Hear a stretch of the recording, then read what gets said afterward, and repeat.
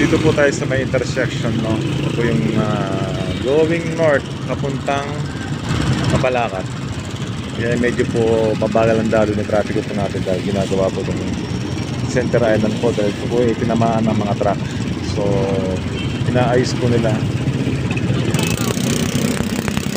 po yung mga operation po nakaralay po sa atin, diba? So pasensya muna ako sa mga driver po natin na medyo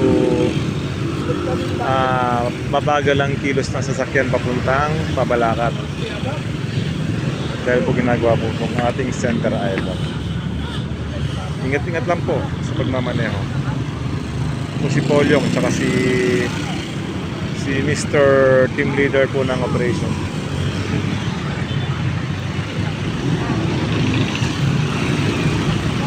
Yung iba po nasa may tapat po ng Jollibee.